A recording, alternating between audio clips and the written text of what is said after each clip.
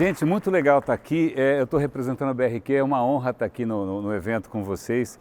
E eu lembro que a organização me perguntou, Renê, você quer... A gente está escolhendo músicas para tocar na hora que vocês entrarem. Isso para mim foi... Eu fiquei pensando um tempão nisso, que raio de música que eu quero que toque e tal. E no fim eu dei uma sugestão, mas como não tocou, eu vou cantar para vocês. Eu vejo um novo começo de era, com gente fina, elegante e sincera, com habilidade para dizer mais sim do que não. Lulu Santos. Então era isso que eu queria que tocasse no começo. Esse sou eu, Renê de Paula, estou aqui na BRQ. E eu agradeço ao Américo aqui da Fundação Telefônica, porque acho que ele já mais ou menos preparou o clima para aquilo que eu quero conversar hoje. Que acho que é uma coisa que, puxa, que essa geração tem muito claro. Essa geração quer mudar o mundo. Quem aqui quer mudar o mundo? Quem quer mudar o mundo para melhor? Quem quer mudar o mundo para pior? Pois bem, então eu convido vocês, e eu fico super feliz que esse projetor é legal, porque esse é um tom de azul que a gente nunca esquece. Esse é o azul do Mar Egeu, esse é o azul da Odisseia, esse é o azul de Ulisses. E a coisa mais curiosa, aí o azul, esse azul quem já viu nunca esquece. Mas o que é mais curioso, que no grego clássico, quem leu, eu não li Homero no original, não se preocupe, mas no grego clássico não existia uma palavra para azul.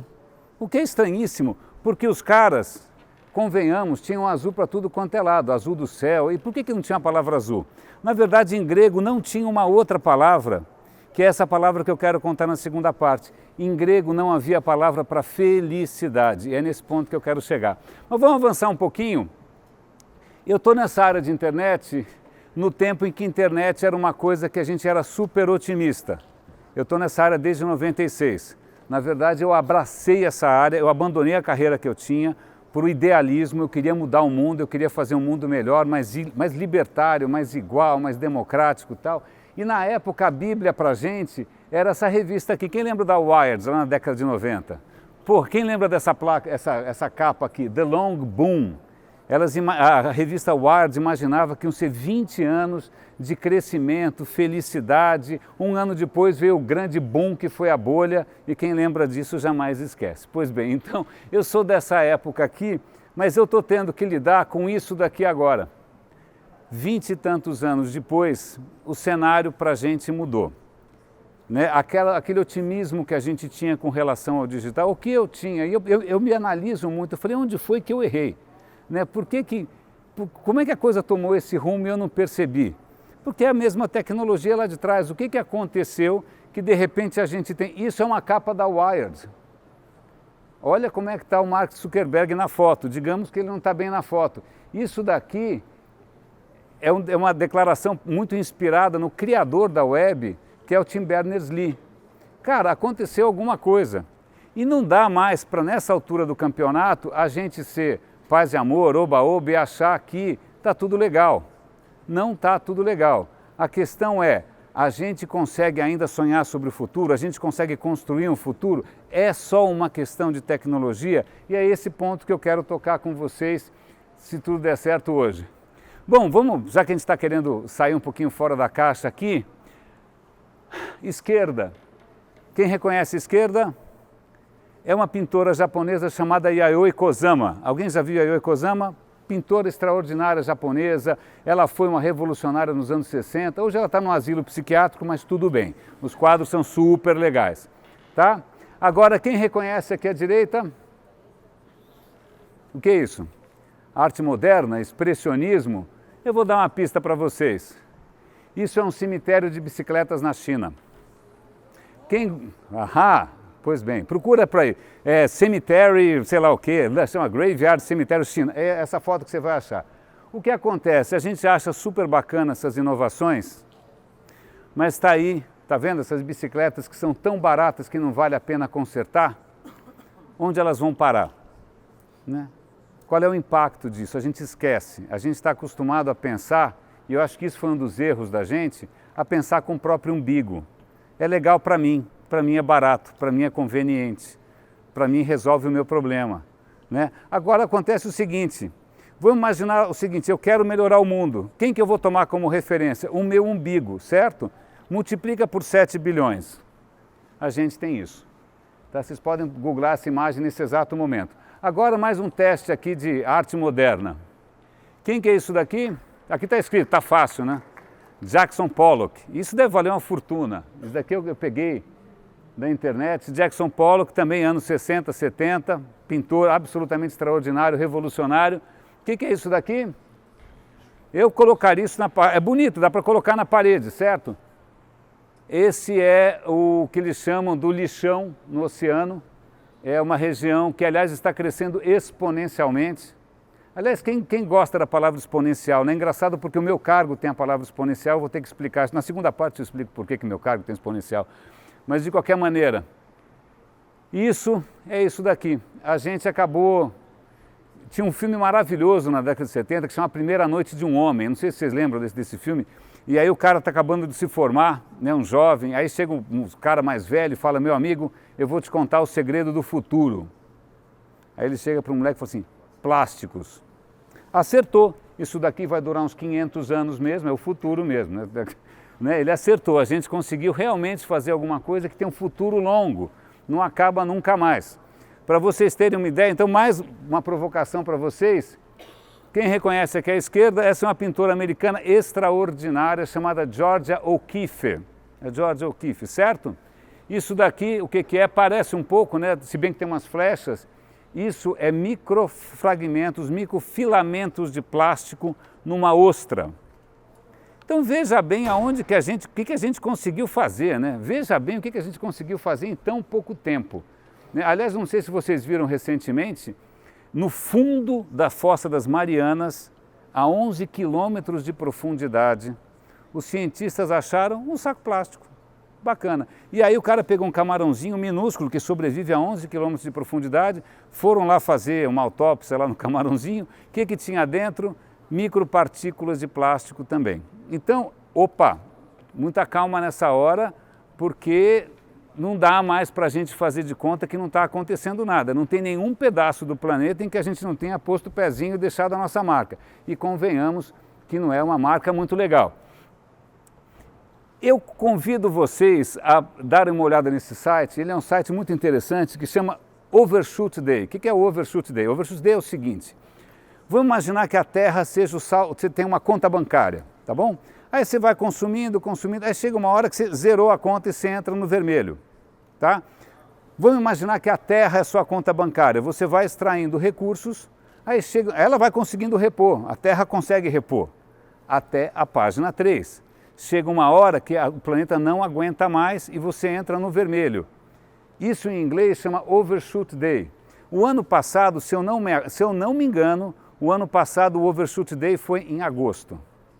Eu acho que esse ano a gente deve estar chegando nele.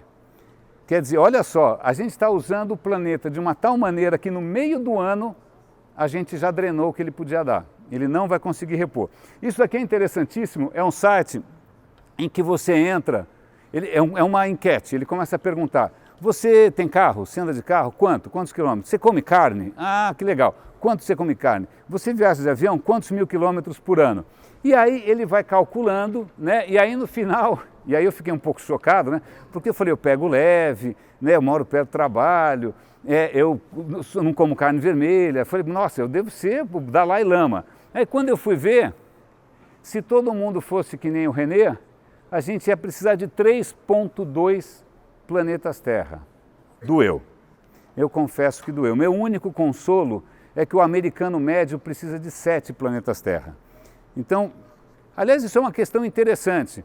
Quando a gente pensa no futuro, né? Vamos imaginar, você é o presidente da Índia e fala, olha, eu quero que num dia todos os cidadãos da Índia tenham o mesmo padrão de vida de um americano médio. Quantos bilhões de pessoas tem na Índia? Hello! Dá para fazer um iPad para cada um iPhone para cada um carro para cada um, só se for um planeta para cada um também. Então isso daqui é interessante porque traz para a gente o pensamento que é escala. Escala, a gente esquece, a gente foi criado, quem aqui fez exatas? Eu fiz exatas também. Quando a gente faz exatas, isso é uma questão interessante, né? A gente parte do princípio que algumas coisas são meio infinitas, né? Sei lá, você esquece que o mundo é redondo, que o plástico vai durar para sempre, que as coisas têm um impacto, né? Que a gente tem que reciclar. Aliás, tem isso não está em nenhum slide aqui, mas é um artigo extremamente interessante quando a gente fala de energia renovável. Quem gosta de energia renovável? Eu adoro. Né? Eu estou agora estudando comprar um carro elétrico, minha mulher tem um carro elétrico, a questão é a seguinte: se a energia renovável efetivamente emplacar, a gente vai ter um problema curioso. Lítio. Uma hora o lítio vai começar a escassear, mas tem outro problema maior. Carro elétrico precisa de cobalto. De onde vem cobalto? Vem do Congo e vem sujo de sangue. Vem sujo de sangue porque você tem máfia, você trabalho infantil, trabalho escravo. A gente esquece, a gente abstrai, porque a gente está pensando em Excel, a gente pensa na planilha. Né? Algumas coisas não estão na planilha. A tua planilha, por alguma razão qualquer, coloca. Não, não coloca. Mas aí tem uma coisa interessante, eu nem preciso dizer quem é esse cara, né? Nem preciso dizer quem é esse cara. Aliás, é uma gafe por dia, eu nunca vi, né? Todo santo dia tem alguma gafe insana desse cara. Aliás, eu vou ser muito franco, muito pessoal nessa história. Eu entrei no digital em 96 cheio de idealismo e para mim esse mundo mudou radicalmente na hora em que o Facebook entrou. E eu vou colocar aqui a minha perspectiva, isso é muito pessoal, tá? Porque eu acho que até o Google não foi tão impactante, porque o Google continua com a mentalidade de engenheiro. O que engenheiro faz? Resolve problema. Então você tem um problema, você vai no Google, você resolve. Então o que o Google faz? Você tem uma necessidade real, ele oferece a resposta real e a tua interação acabou por ali. Ok? Ok, eu gosto disso. É uma mentalidade de quem serve, certo? Servir bem para servir sempre, como dizem a padaria, sou descendente de português, acredito nisso. Pois bem, o Facebook, esse cara aqui introduziu uma coisa nova, que é a seguinte: vontade você sacia, certo? Eu estou com fome, comeu, acabou. Estou com sede, bebi, acabou. Quero buscar, encontrei, acabou. Ele inventou uma coisa infinita. Ele inventou o desejo. O desejo é infinito. A curiosidade é infinita, a insegurança é infinita, a vaidade é infinita, o voyeurismo é infinito. E ele criou uma plataforma, vamos lá, para que serve? Para que se resolve algum problema? Não, você caiu ali, ela é desenhada, aliás, isso é uma coisa louca, né? Gente que estudou, aprendeu, foi capacitada para criar coisas que viciam, né? Coisas que são viciantes. E você caiu ali, é um buraco negro que você não consegue sair nunca mais. Pois bem, enquanto isso os dados estão sendo sugados, que foi o tema aqui do Bergson, bastante pertinente. Então, para mim, tem um divisor de águas. Surgiu aí esse narcotráfico dos nossos dados, surgiu uma economia do vício, né? Surgiu e alguns impactos malucos, polarização. Alguém podia imaginar que o mundo fosse polarizar tanto? Quem lembra da Humanidade 2.0, 3.0, 4.0, aquele sonho, né, que a internet ia tornar todo mundo unido? Cara, separou, só serviu para eleger gente louca, né? Não vou citar nomes nesse exato momento, né? Nem países, nem planaltos, nem nada. Mas, pois bem, então esse cara, e é também uma história real, em 2009 ou 2010 ele esteve em São Paulo. Ninguém nem teve muito alarde, ele foi fazer uma palestra para desenvolvedores. E eu trabalhava na época na Microsoft, eu trabalhei um tempo na Microsoft, e eu fui lá ver, Tinha umas 100 e poucas pessoas, era um evento pequeno. Aí ele falou lá as coisas dele, ele é o cara mais inexpressivo. Se ele estivesse aqui no meio agora, você não ia perceber, ele é realmente um cara meio apagado. Não um cara carismático, nem tipo Steve Jobs, Bill Gates, não, esquece, bem apagadinho. Aí ele falou, aí eu pedi o microfone e falei, olha, vou fazer uma pergunta para você. Isso foi 2009, certo? Então, você está com uma plataforma aí que está mudando a vida de milhões de pessoas no mundo inteiro. O que vocês estão aprendendo? O que vocês estão sentindo? O que vocês estão vendo de diferente? Aí o cara parou, falou, não entendi sua pergunta. Eu falei, eu vou explicar. Eu trabalhei no Yahoo, a gente tinha plataformas com centenas de milhões de usuários. Eu trabalhei na Microsoft, a gente tinha plataformas com 1 bilhão de usuários, né? E o que a gente percebe é o seguinte, toda cultura faz a tecnologia a sua imagem e semelhança. É isso, a gente se apropria da tecnologia do nosso jeito. Então o jeito que o brasileiro usa o WhatsApp não é o jeito que o alemão usa o WhatsApp. Aliás, o que a gente faz com o WhatsApp nem quero saber detalhes. Não me contem, está tudo bem. Né? Quem nunca mandou coisa errada para o grupo da família? Pois bem, E essa foi minha tese. Eu falei, cara, a gente se apropria conforme a cultura. Aí esse cara parou, travou e falou, eu não acredito nisso.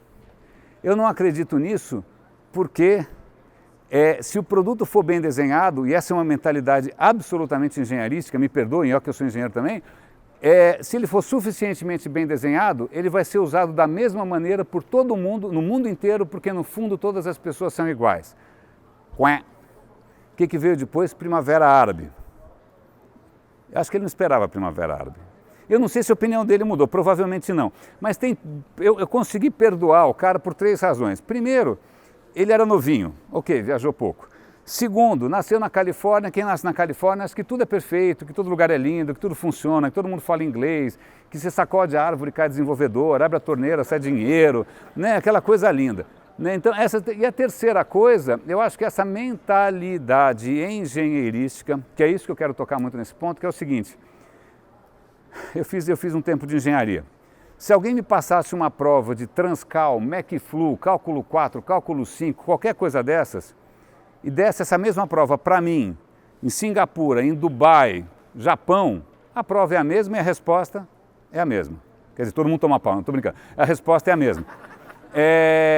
Por quê? Porque é tudo universal, certo? Certo.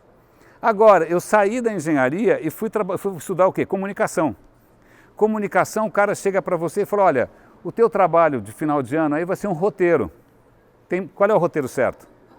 Tem um roteiro só? Né? Se trocarem o roteirista do Game of Thrones, vocês continuam assistindo? Não. Né? Tem infinitos roteiros possíveis. Então, quando você entra no território humano, essa história da universalidade desaparece. Então, quando nós aqui, qualquer um de nós, que pensar numa solução, pensar numa inovação, pensar numa disrupção, de que maneira que ela vai impactar as pessoas? Você está partindo de que pressuposto? De que as pessoas são como americanos, ou você está partindo do pressuposto que elas são como alemães? Ou que elas são como japoneses? Porque é diferente. É diferente. Eu vou contar, se a gente conseguir conversar depois, um caso muito interessante na Colômbia, onde fez toda a diferença do mundo para a gente ganhar uma competição, o fato de eu ser latino e descobrir que, desculpa meu caro, latino é outra pegada. Né? É outra pegada. Porque o que acontece, quem mexe com tecnologia sabe disso, a tecnologia só decola, não existe tecnologia exponencial por si só, tá? Ponto final, isso é besteira. Ela só é exponencial se as pessoas adotam. E se elas adotam do jeito delas. Porque se elas não conseguirem adotar, esquece. Quem lembra do Google Glass? Era aquela tecnologia, né, sensacional, que se você saísse na balada, você não pegava ninguém. Eu tenho certeza, juro por Deus. Não que eu tenha tentado, claro. Mas isso aqui é uma questão interessante. O Américo falou do carro autônomo, né? O MIT fez esse exercício, era uma plataforma, está online até hoje, chama a máquina moral. Tem esse problema clássico que é assim, o carro autônomo tem que escolher, atropela mulheres ou atropela rapazes, sei lá. E aí ele botou para as pessoas votarem. Ele botou para as pessoas votarem. Quem acha aqui que a resposta foi universal ou foi a mesma no mundo inteiro? Não foi? O que o Américo comentou, ele é programado para proteger o pedestre. Não sei. Então eu quero comentar depois com vocês qual foi o resultado disso daqui. Eu faço a pergunta para vocês, se vocês estivessem programando, vamos dizer, você programou um carro autônomo para pensar como brasileiro. Eu atravessei a fronteira para a Argentina, o que acontece? Essa piada fácil, né?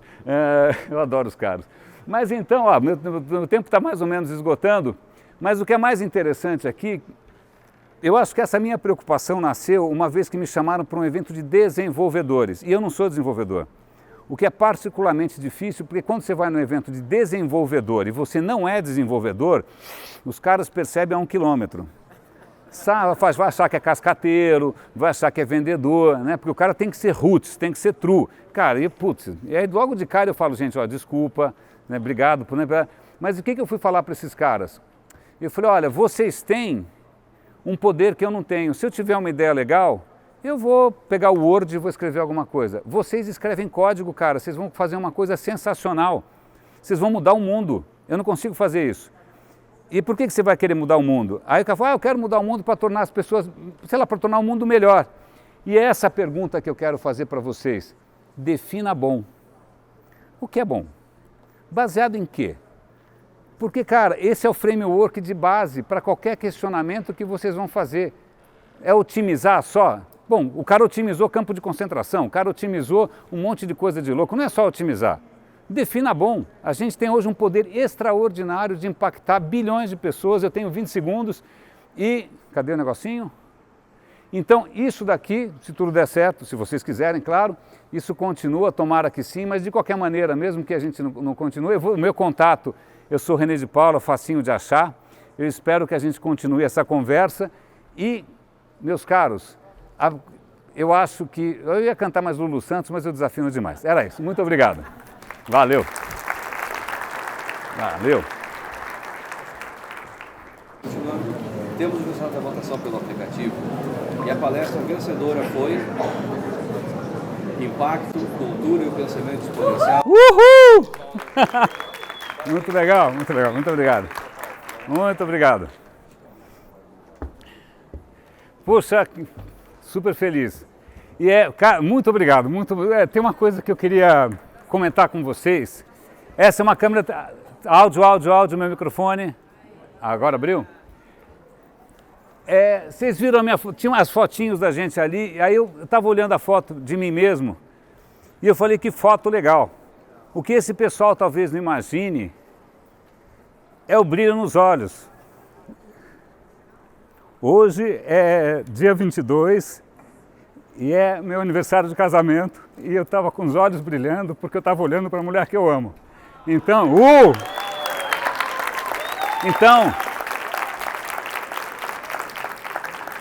obrigado. Em homenagem a isso, né, como a gente tem que ter uma musiquinha, que eu acho que tem tudo a ver com o que a gente vai falar agora, e essa também é uma homenagem para minha mulher, eu vou lembrar Renato Russo, que na verdade está citando Paulo, ainda que eu falasse a língua dos homens, que eu falasse a língua dos anjos, sem amor eu nada seria. Então isso é muito legal. Vamos lá.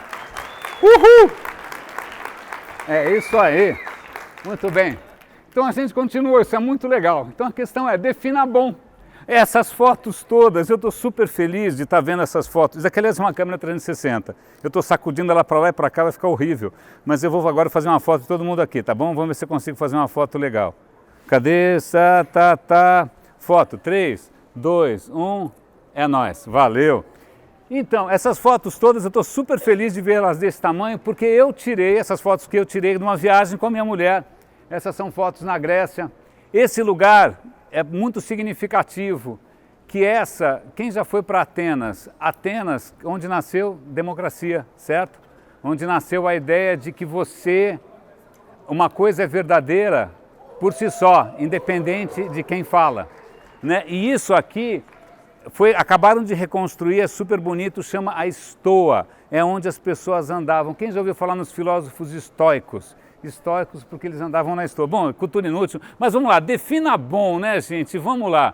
E aí, como eu já tinha dito antes, né, a minha raiz lusitana, agradecemos a preferência, servir bem para servir sempre. Mas, eu quero chamar a atenção de vocês. Se eu fosse mostrar uma coisa só para vocês hoje, seria esse vídeo, tá bom? Eu queria ter visto esse vídeo quando eu tinha 10 anos de idade. Eu uso esse vídeo em absolutamente toda a apresentação que eu faço, tá bom? O negócio é o seguinte, todos nós aqui somos focados, né? Somos gerentes de projeto, focados, não deixamos escapar nada. Atenção, atenção, atenção, certo? Eu vou testar a atenção de vocês com um vídeo. É um jogo de basquete, que é um jogo super dinâmico, são dois times, time branco e time de camisa preta. Vocês vão ter que contar os passes de bola do time branco, tá bom? Só do time branco, eu só vou passar uma vez. Vamos ver se vai rodar. Vamos ver se vai rodar. Eu vou ajudar vocês, tá? Esse é um teste de atenção. Time branco, time preto, certo? Vamos lá. Começou. Tap, tap, tap, tap, tap, tap, tap, tap, tap, tap. Quantos? Quem viu o mico preto? Uhul! Ninguém viu o mico preto. Parabéns para quem viu. Ó, eles vão voltar a fita. Olha só, apaga a luz, volta lá, ó. Observem. 3, 2, 1.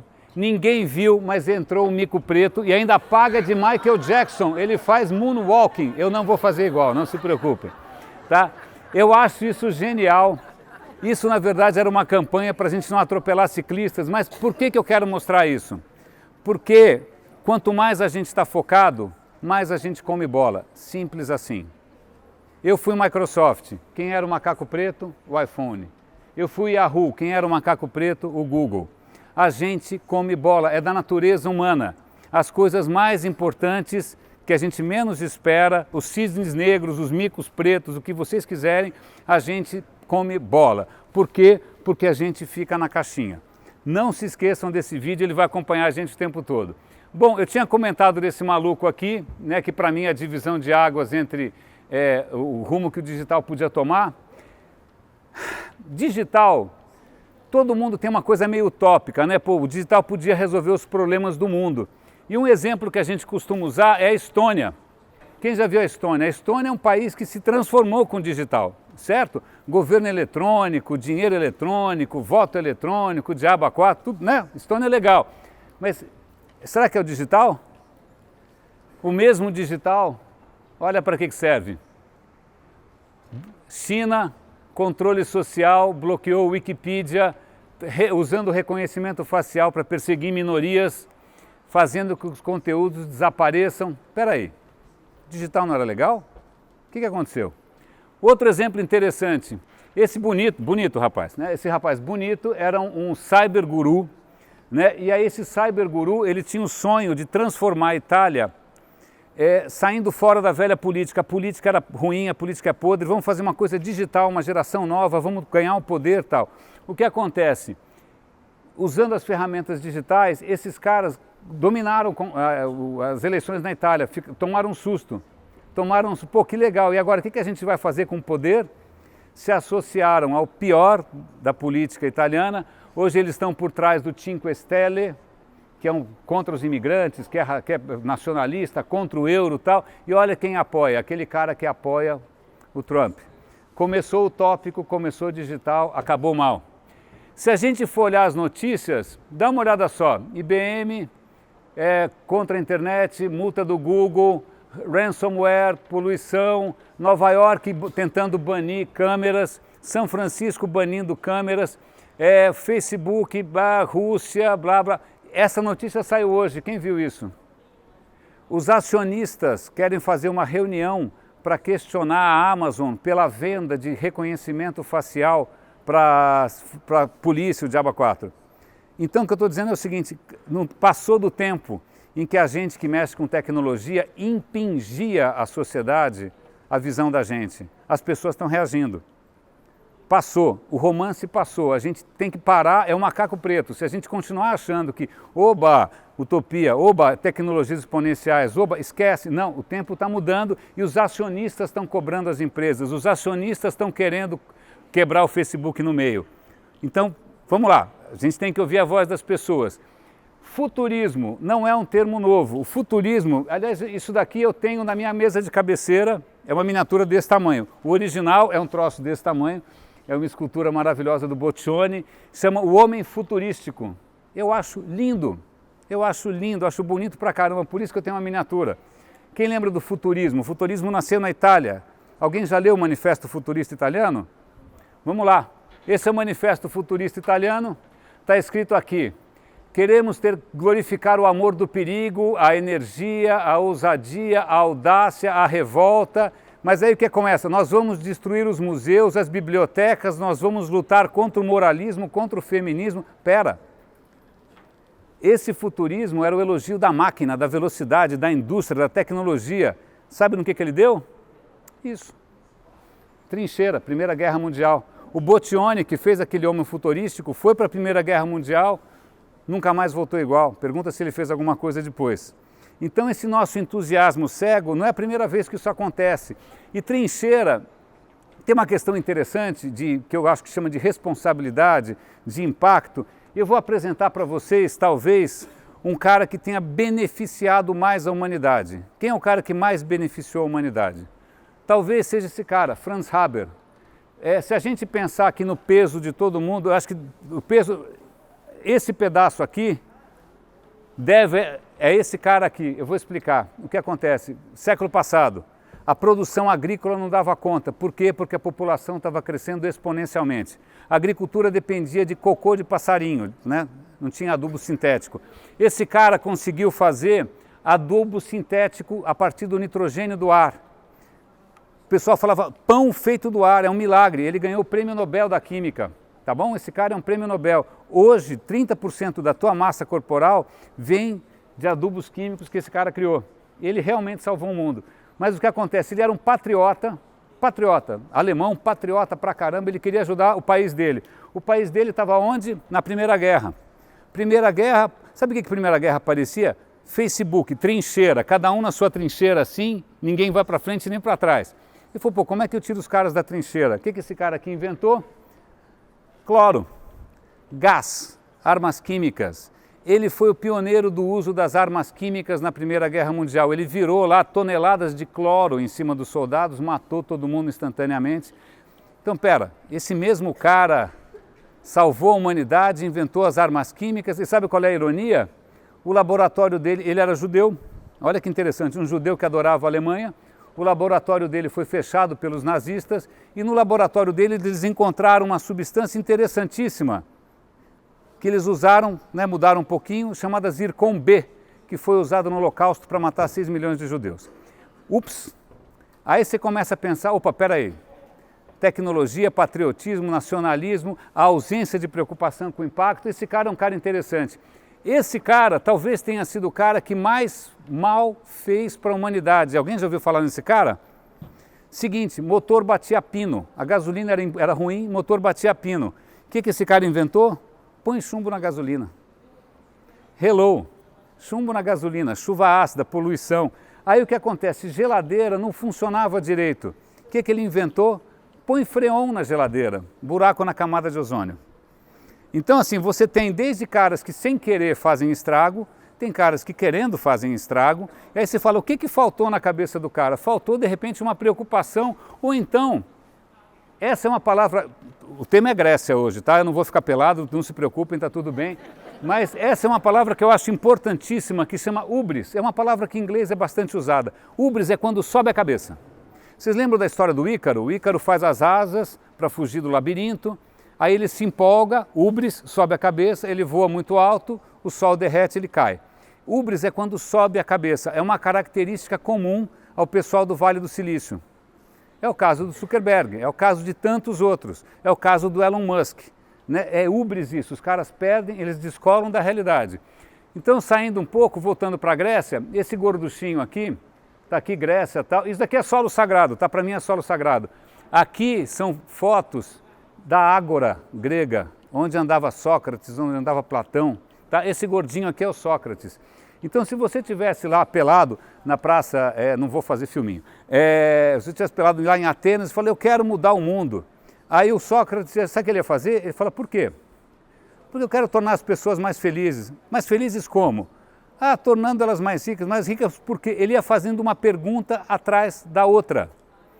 A ciência ocidental, a filosofia ocidental nasce com esse cara, perguntando a raiz daquilo que você acredita.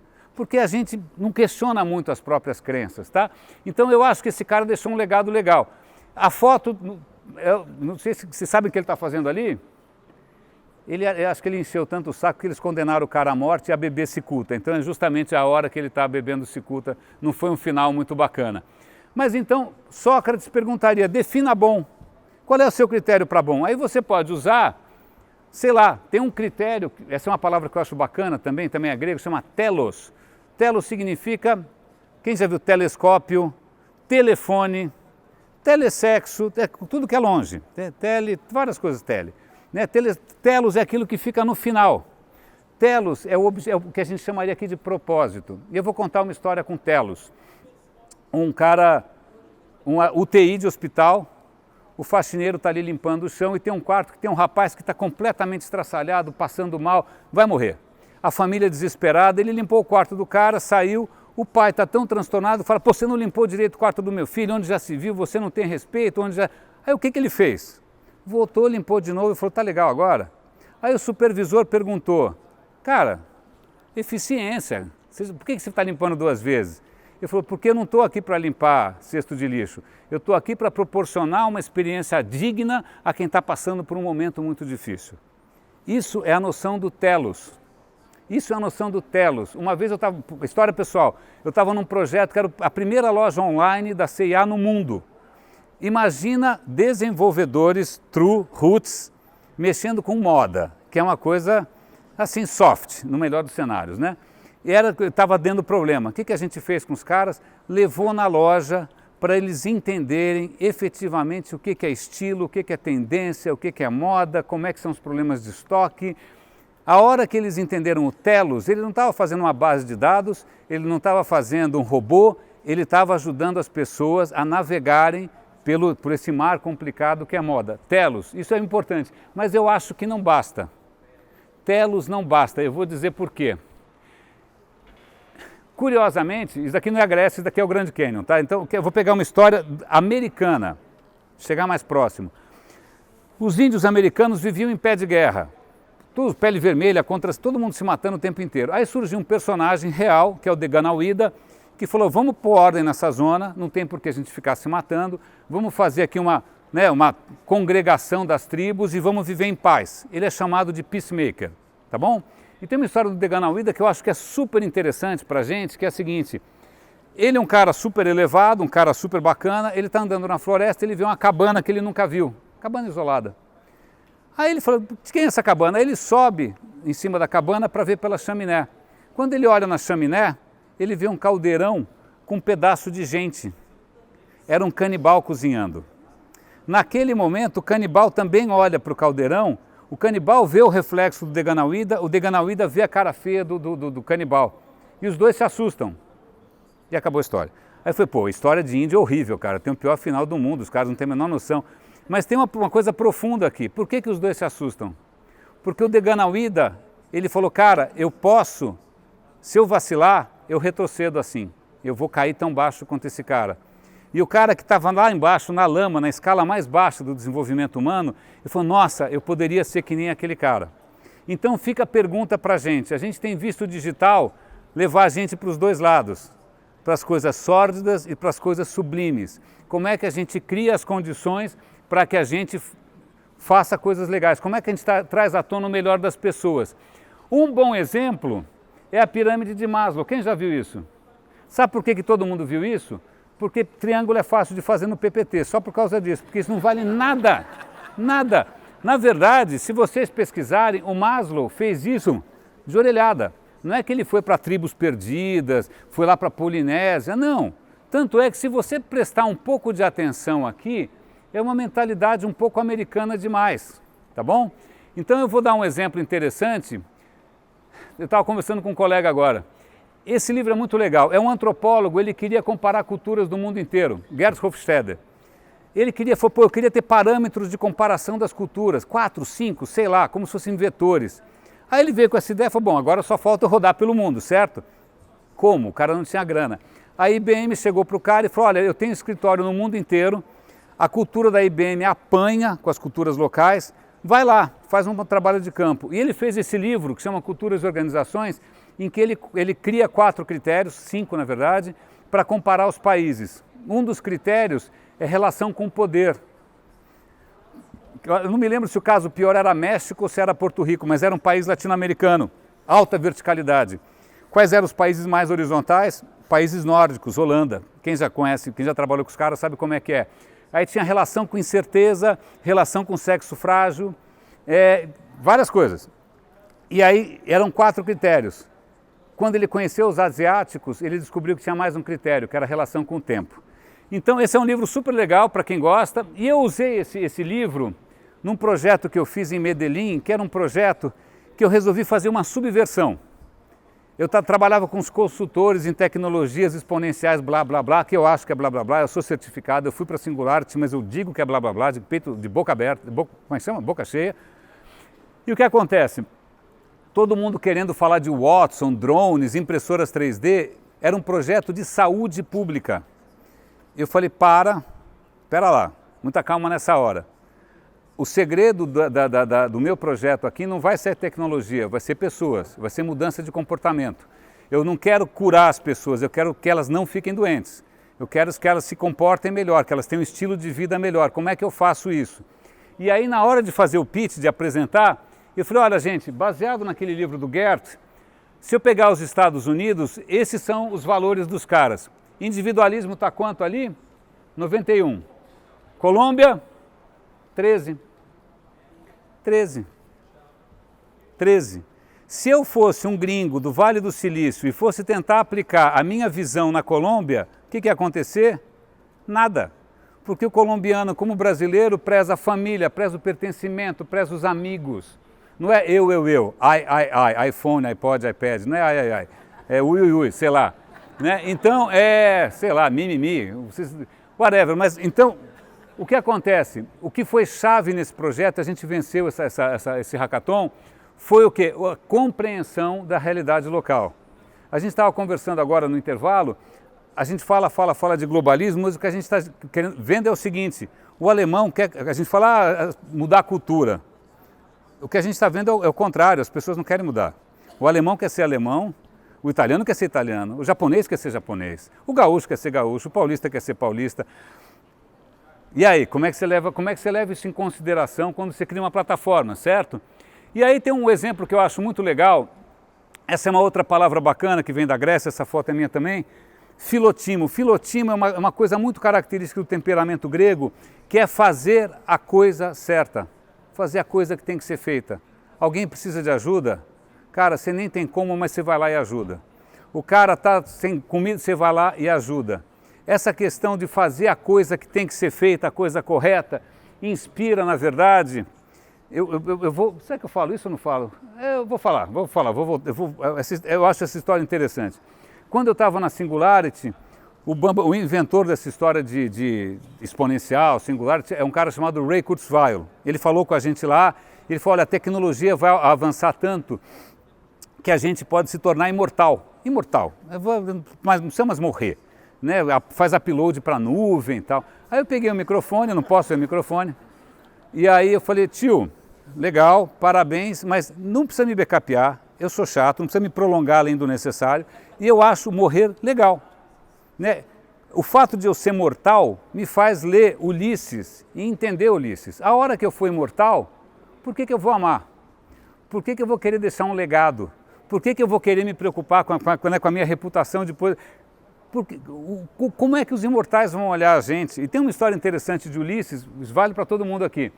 Ulisses está lá na Odisseia, ele vai parar numa ilha da deusa Calipso, que não era uma banda, graças a Deus não. Aí ali o cara saradão, bonitão, tal, marinheiro, a Calipso se apaixonou e ela prendeu o cara na ilha dele por anos. Ficaram ali, imagina, você ficar preso por anos com uma deusa fazendo amor, tudo lindo, maravilhoso, sensacional, parece o mundo da Singularity. Aí ele falou, olha, minha amiga, é o seguinte, tenho que ir, deixe-me ir, preciso andar, como diria Paulinho da Viola. Aí ela falou, mas olha, eu te ofereço a imortalidade, você vai ser como um deus. Ele falou, eu sou humano, eu tenho que voltar para Ítaca, eu tenho que voltar para minha mulher, eu tenho que voltar para minha família, eu tenho que cumprir o meu destino. Ele abriu mão da imortalidade. Eu achei isso legal, eu acho isso bacana, tá bom? Eu sou meio sentimental, não faz mal. Mas o que eu acho legal é que tem propostas novas para a pirâmide de Maslow, e uma delas é essa, que leva em conta o quê? Comunidade, pertencimento, reputação, estima, conexão. Nós somos criaturas sociais. Não dá para julgar as pessoas como indivíduos. A gente, como indivíduo, empobrece, a gente enlouquece, a gente se deprime. A gente só faz sentido enquanto sociedade, enquanto cultura. Certo? Certo. Então, essa é uma proposta aí que eu acho legal. Eu já falei do Ulisses, e aí vem a história que eu falei para vocês do MIT, né? Os resultados, quem que você atropela? Velhinha, criança, gordo, magro, tanto faz. Cara, isso, observe, fizeram um estudo estatístico. Não tem acordo possível, varia conforme o país, varia conforme a idade, varia conforme a demografia. E eu pergunto para você, você vai programar um carro autônomo? Para quem? Para o cara que atropela a velhinha ou para a cultura que... Porque você pega, de repente, países árabes, de repente o cara vai querer preservar os mais velhos. Você vai pegar um país americano e fala, não, o cara mais velho já deu o que tinha que dar, vou preservar os mais novinhos. Não tem acordo possível. Isso é uma coisa estupidamente interessante para a gente que mexe com tecnologia. E isso levanta a bola do trabalho... Cadê o nosso amigo, o Lucas? Cadê? Quem trabalha com UX, porque tem que ouvir as pessoas. Quem trabalha com Design Thinking tem que ouvir as pessoas. Se você não ouve, não tem jeito. Olha os gráficos. Ah, você está ali. Fala, tio, você está aí. Olha aí, cara, não tem acordo possível. Quem ainda acredita que existe alguma coisa universal? Não tem como botar todo mundo feliz. Ah, esse daí sou eu na Singularity, obviamente mal vestido, com cabelo horroroso, eu não sabia que eles iam tirar foto, mas esse daí sou eu. Na verdade, eu me afastei desses caras, esse sou eu na Singularity. Por que eu me afastei? Mas me afastei mesmo, falei, tira meu nome daí, porque meu nome estava... Esse é o primeiro livro que eles lançaram, aí eu trabalhei com esses caras aqui, eu não vou entrar em detalhes, aí, meu nome está nesse livro aqui, tem em algum lugar aqui. Aí eu falei, tira o meu nome do site e tal. Sabe qual era a minha briga com os caras? Eu falei, vocês são tecno-otimistas, vocês têm uma ligação messiânica com a tecnologia, vocês estão achando que a tecnologia vai salvar o mundo sozinha, vocês não têm nenhum framework humano. Qual é o nosso framework humano? Que framework que a gente tem para dizer se uma coisa é melhor ou pior? Você tem duas soluções, uma delas pode ser um unicórnio e outra delas pode salvar o mundo. Qual que você escolhe? O unicórnio? Você quer deixar mais meia dúzia de garotos na garagem bilionários? Mais não sei quantos milhares de taxistas desempregados? O que você quer? Né? Qual é o nosso framework de melhor? E os caras têm um discurso que eu acho cínico, vamos impactar o mundo com tecnologias exponenciais. Impactar como? Se você não sabe como as pessoas funcionam, se você não incorpora no seu discurso a mínima preocupação com as pessoas. Ponto aí para o pessoal do Design Thinking de novo. E aí essa história do exponencial, para mim tem... eu não sei se vocês gostam do termo exponencial, eu estava até contando para o Lucas como é que eu fui parar na BRQ. Essa história é engraçada, eu trabalhava numa outra empresa, aí um cara entrou no meu LinkedIn e falou, Renê, você foi para a Singularity?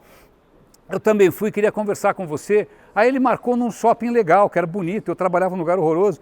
Aí eu falei, legal, vou no shopping bacana e tal. Eu marquei, esqueci. Aí chegou o dia, eu falei, tem um café com um cara, não sei quem é. Aí eu cheguei, o cara super bem apessoado, elegantíssimo, muito educado. Aí eu perguntei, como é que você chama mesmo? Aí ele falou, Benjamin. Eu falei, Benjamin, que legal, o que você faz? Eu sou o dono da BRQ. Eu falei, o que a BRQ faz?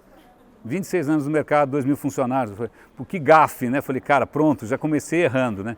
E aí ele falou, conta o que você achou da Singularity. Eu falei super mal. Eu falei, cara, esses caras são os marqueteiros, é papo furado, é hype. Ele tinha adorado, tinha acabado de voltar.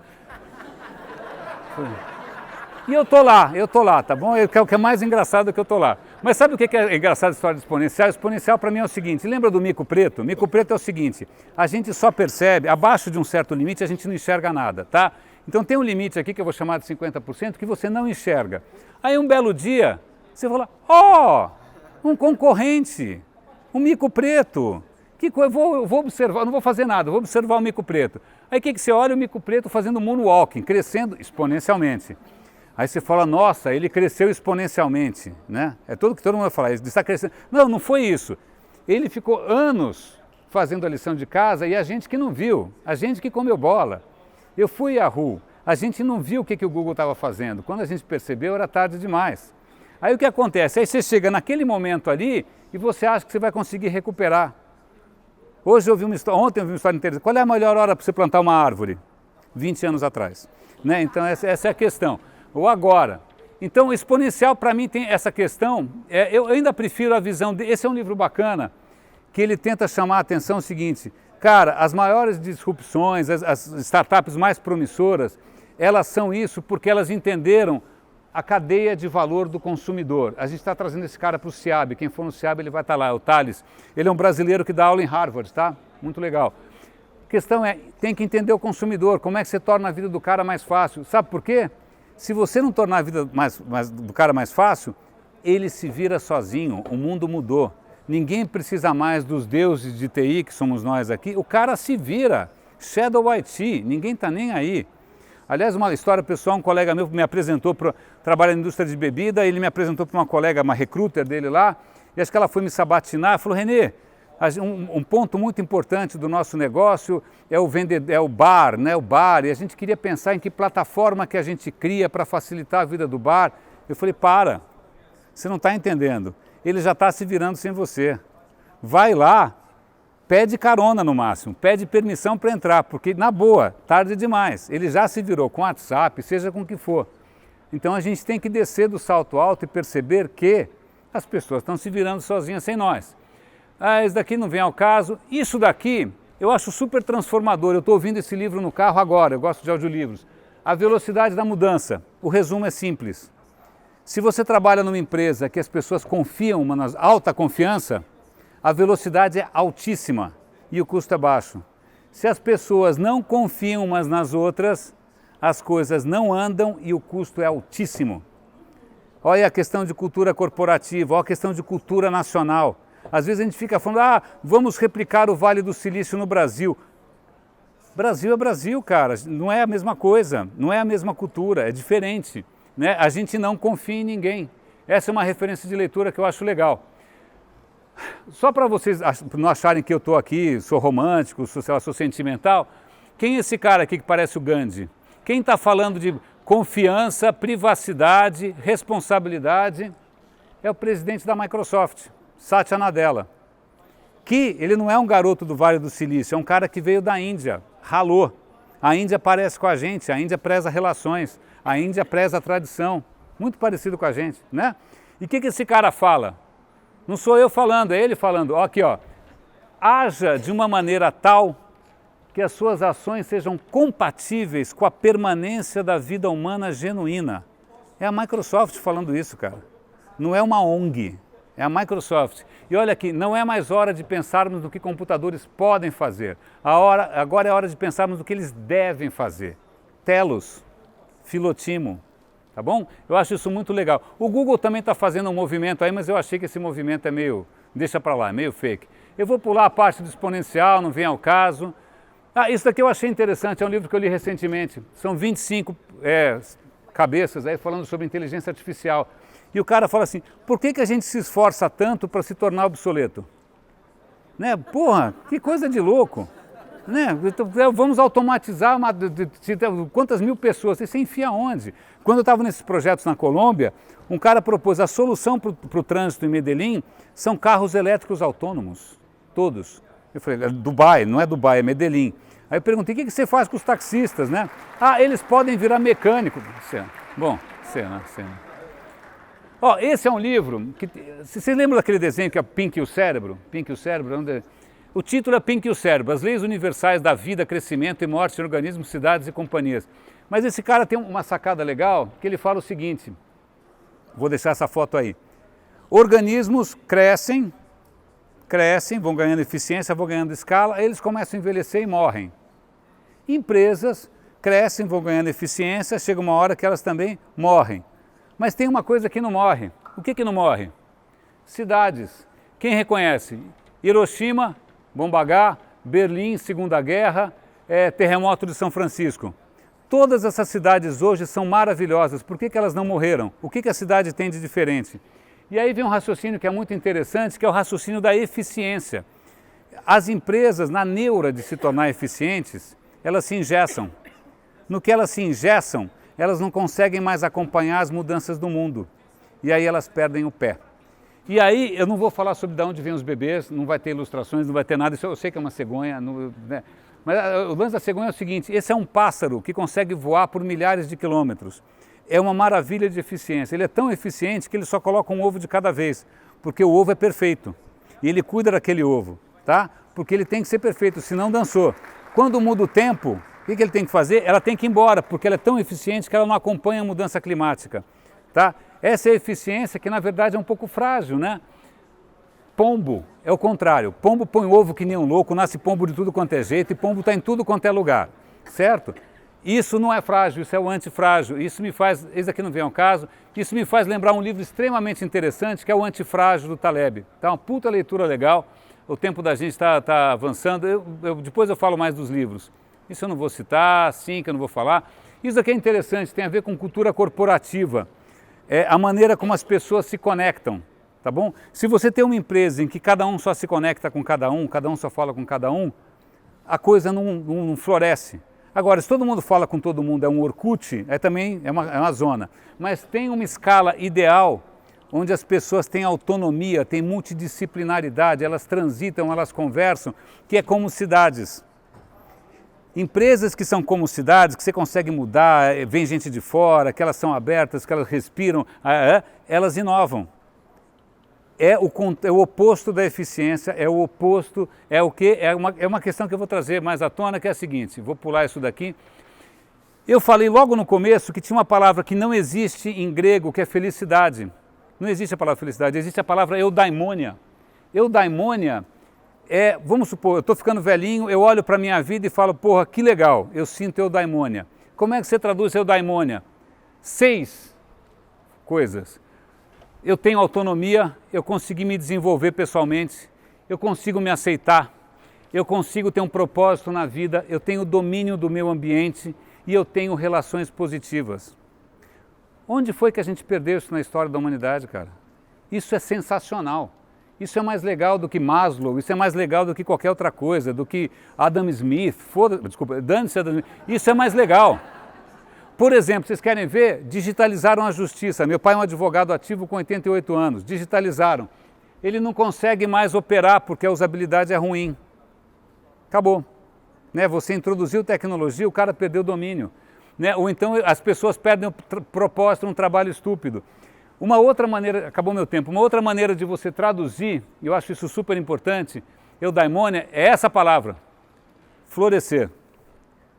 Florescer. Essa é a mensagem que eu tenho que deixar para vocês hoje. Como é que a gente faz com que culturas floresçam, com que pessoas floresçam, com que relações floresçam? Eu não estou falando florescer como um plantador de soja, como um plantador de banana, como um plantador de café. Estou falando como um jardineiro, que respeita, olha, como é que você, o que você precisa para florescer? É diferente de você. Você eu deixo na sombra, você eu deixo no sol, você eu rego todo dia. Como é que você faz com que as pessoas floresçam, que o teu ecossistema, eu ouvi alguém falar em ecossistema hoje aqui, como é que você faz com que o ecossistema floresça? É essa mentalidade que a gente precisa resgatar, essa mentalidade da complexidade, não é mais da eficiência, é da fecundidade. Eu acho que é isso que eu tinha para falar com vocês e acabou meu tempo. E muito obrigado. E é isso aí. Uhul! É isso aí, muito obrigado. Isso aqui é uma coisa, não sei se vocês topam, mas a gente está lá na BRQ, a gente está fazendo o seguinte, cada vez que a gente se apresenta, a gente pede para as pessoas entrarem nesse QR Code aqui e dizerem tipo, foi bom para você, tá? Não tem pergunta indiscreta, mas acho que é rapidinho, se vocês estiverem dispostos, para a gente é um feedback legal, porque nenhuma dessas palestras nossas é igual, como vocês podem perceber, eu estou improvisando, deixa eu sair da frente aqui, eu estou improvisando pra caramba. Mas em princípio é isso, cara. Eu já encerrei, agora eu só deixei eles para eles interagirem aí. Muito obrigado, meninos. Eu vou deixar o meu contato aí na sequência. Funcionou? Vá, muito legal. Ó, 3, 2, 1. Vou tirar lá. Tadã. Ó, quem quiser me achar, sou facinho, tá bom? Facinho pra caramba. É isso aí. Valeu, gente. Muito obrigado. Valeu, mestre. Valeu, obrigado. Sabe que eu tive o privilégio recentemente de fazer uma palestra numa escola técnica em Taboão, que para mim passou de 3 quilômetros é longe, eu sou meio preguiçoso, então tudo para mim é zona longe. Aí eu falei, putz, o que eu tenho para falar para essa moçada? Porque realmente não é muito o meu universo. Né? E aí foi muito legal, porque aí eu me lembro de como é que eu abri a minha fala, eu vejo um novo começo de era de gente fina, elegante e sincera, com habilidade para dizer mais sim do que não. E o que acontece? Foi na perifa, realmente muito próximo de comunidades ali, que eu vi uma moçada que era completamente diferente do pessoalzinho Nutella que eu costumo ver, entendeu? Pessoalzinho bem nascido, né, com iPad, iPhone e tal. Cara, era um pessoal mais maduro, com mais desenvoltura, muito mais engajado, querendo fazer diferença. E o que eu falei para eles, falei, olha, cara, na boa, meu otimismo está um pouco abalado, porque eu acho o hashtag deu ruim, né? Mas eu falei, olha, vocês têm um tesouro, realmente um tesouro. Olhem em volta, vocês têm problemas para resolver. Tem problemas que vocês conhecem de perto e que vocês estão se capacitando para resolver.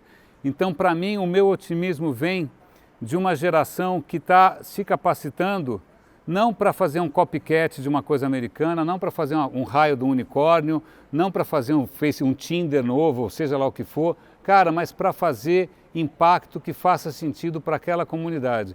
Então eu tenho otimismo, eu acho que se vier alguma coisa boa, vai vir de lá, não vai vir de Vale do Silício, não vai vir de Seattle, não. Cara, tem que vir, tem que ser quem gosta de Lean aqui, Lean, filosofia Lean, é do Gemba, ou não tem jeito, é isso aí. Tem um exemplo que acho que até costura um pouco o mundo que o Bergson colocou, que é de captura de dados, etc e tal, que é interessante, que é o seguinte: alguma cidade do Texas, vamos imaginar que seja Austin, por exemplo, né, que é do Southwest, os caras tiveram a seguinte ideia: pô, tem um monte de buraco na cidade, vamos fazer um aplicativo no celular que o cara está dirigindo, aí quando o cara passa num buraco, o acelerômetro acusa e aí a gente vai fazendo um mapeamento dos buracos.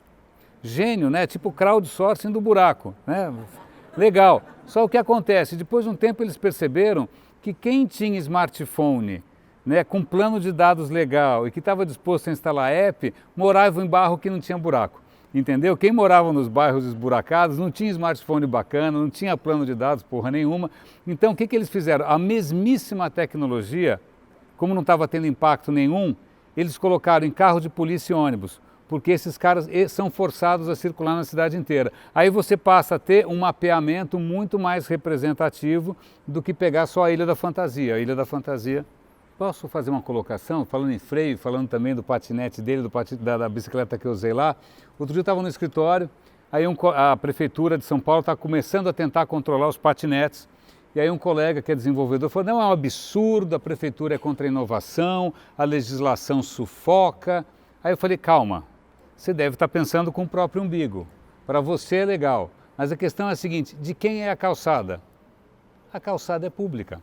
A calçada é do cadeirante, a calçada é do idoso, a calçada também é da criança que quer brincar. Agora, por que uma empresa gringa, assim, o copycat é uma cópia de uma empresa gringa, vai simplesmente ignorar qualquer legislação? Isso aconteceu no mundo inteiro, todas as empresas de patinete fizeram a mesma coisa. Elas inundaram as cidades, desrespeitando a legislação, colocando um monte de patinete tranqueira por aí, porque eles tinham muito dinheiro para pagar advogado, né, para ver se conseguiam dobrar as cidades. Então fica a questão, até que ponto a gente também às vezes se ilude com o papel da legislação, achando que a legislação sufoca, mas na verdade é isso, a gente tem que resgatar a coisa pública. A calçada é pública, né? A rua é pública, uma cidade se faz com boas calçadas, uma cidade se faz com pedestres, né? Jane Jacobs já dizia isso. Então quando a gente se deixa encantar pelo canto da sereia dessas startups bilionárias, que elas vêm e, desculpa, mas eu falo uma palavra chula, não sei o que na cabeça da gente, né? Colocam coisas que desrespeitam as nossas leis. Quer ver uma situação curiosa? Eu estava uma época no Yahoo, e aí a China, né? O Yahoo estava na China e a China pediu os dados de um dissidente. Fica aquele dilema: peraí, eu estou num país, eu tenho que obedecer às leis. Eu não posso desobedecer às leis se eu estou num país, senão eu não faço negócio com o país. O que acontece? Ele obedeceu às leis, deu os dados do cara e o cara acabou morrendo, né? E aí, como é que fica essa história? E aí depois o cara do Yahoo, esqueci o nome dele, chamaram ele no Congresso e trouxeram a mãe do cara que morreu, né? Então a gente tem que começar a repensar um pouco essa história, até que ponto a tecnologia pode atropelar a legislação, até que ponto a legislação realmente pode nos proteger. Nesse caso dos dados, é só isso que pode nos salvar. Né? E a Europa está sendo pioneira nisso, acho que quem pode salvar a gente nesse momento é essa mentalidade europeia. Vocês viram recentemente um link, saiu acho que essa semana, é um link que qualquer um de vocês que usa o Google, você pode entrar na sua configuração do Gmail, tem um link que mostra tudo que você comprou desde que você usa os produtos do Google. Mas você fala, mas como é que ele sabe isso? Porque vem um recibo no seu Gmail. Então ele consegue ler o seu Gmail e mesmo que você jamais tenha dito para o Google, né, você não usou o Google para nada, você clica, eu vi isso desde 2005, eu acho. Ele tem tudo que eu comprei, está ali listado. E eu falei, cara, mas eu não sabia que você sabia, eu não queria que você soubesse. E aí ele falou, mas eu não faço nada com isso, eu juro que não. Concordo com você, tem uma questão de concentração demais de poder e que na verdade tem sufocado a inovação. Eu acho que a gente fala de inovação e empreendedorismo, mas acabou o tempo da inovação da garagem, porque quando alguém consegue fazer alguma coisa legal, o Google compra, ou o Facebook compra e morreu. Então tem um livro muito interessante de um cara chamado Jaron Lanier, que chama Quem Pertence ao Futuro, em que ele fala que a gente está num movimento que se autoalimenta de concentração de renda e de poder também, de poder. Isso é muito preocupante. Eu sou a favor de desmembrar o Instagram e o WhatsApp do Facebook. Os fundadores do WhatsApp saíram fora, os fundadores do Instagram saíram fora. Isso é um sinal para mim. Então eu concordo com você que a gente realmente tomou um rumo ruim e se a gente quiser recuperar aquela promessa original de exuberância, de fecundidade, de florescimento, a gente tem que reverter essa tendência.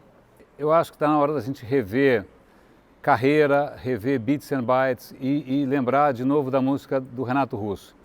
É preciso amar as pessoas como se não houvesse amanhã. Valeu. Vamos lá, vamos voltar. Pode tirar foto com nós aqui. Tem foto aqui a nós assim? Foto.